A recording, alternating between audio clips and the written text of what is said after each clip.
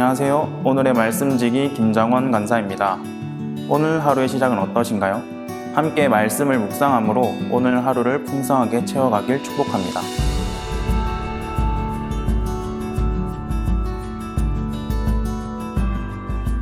민수기 1장은 이스라엘 자손의 모든 회중에서 전쟁에 나가 싸울 수 있는 20세 이상 남자들의 수를 계수하는 장면으로 시작됩니다. 그러나 오늘 본문에서 레위인은 제외되었음을 볼 수 있는데요. 앞에서도 말했듯이 인구 조사의 큰 목적은 전쟁에 나가 싸울 수 있는 20세 이상의 남자, 곧 병력을 확인하기 위함이었기 때문입니다.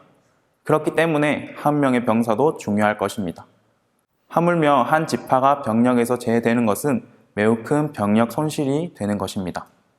그럼에도 불구하고 레위인이 인구조사에서 제외된 것은 그만큼 중요한 이유가 있기 때문이라 생각해 볼 수 있습니다.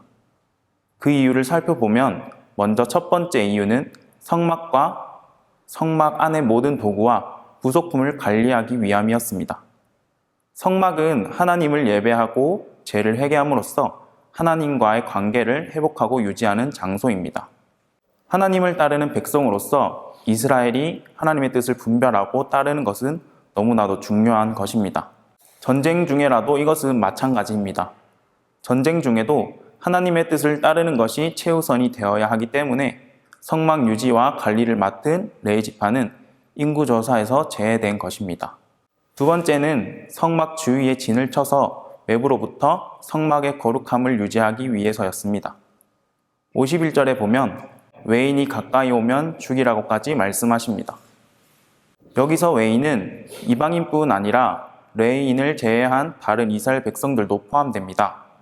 거룩하신 하나님의 임재의 상징인 증거궤가 있는 성막과 일반 백성들 사이에 진을 쳐 정당하지 않은 사람이 함부로 성막에 들어와 성막과 성물을 더럽히지 않도록 하기 위한 것이었습니다. 정당하지 않은 자의 성막 출입은 하나님의 뜻을 거스르게 되어 하나님의 진노를 일으키고 성막의 거룩함을 훼손시키는 것이기 때문에 하나님과의 관계를 불안정하게 만듭니다. 이렇게 되면 결국 하나님의 뜻을 온전하게 분별하지 못하게 됩니다. 하나님은 이를 막는 역할로서 레위인에게 책임을 맡기신 것입니다. 우리의 삶에 있어서도 마찬가지입니다. 어떠한 순간에도 하나님과 교제하기 위한 우선순위가 잘 맞춰져 있어야 합니다. 전쟁 중에도 성막을 관리할 레위인을 따로 세우심으로 하나님 백성으로서의 관계를 유지하신 것처럼 삶 속에서 하나님과의 경건함을 놓치지 않도록 경건의 시간을 따로 떼어놓는 것이 필요합니다. 또한 내가 속한 공동체에서도 하나님과의 교제와 소통이 우선으로 이루어지고 하나님의 말씀으로 운영되고 있는지 살펴보고 우선순위가 잘 유지되도록 이끌고 돕는 역할을 우리에게 맡기셨습니다. 내가 하나님께 최우선 순위로 두어야 할 것은 무엇인지, 내가 속한 곳에서 지켜내고 회복을 도와야 할 하나님의 뜻은 무엇인지 살펴보는 하루가 되기를 소망합니다.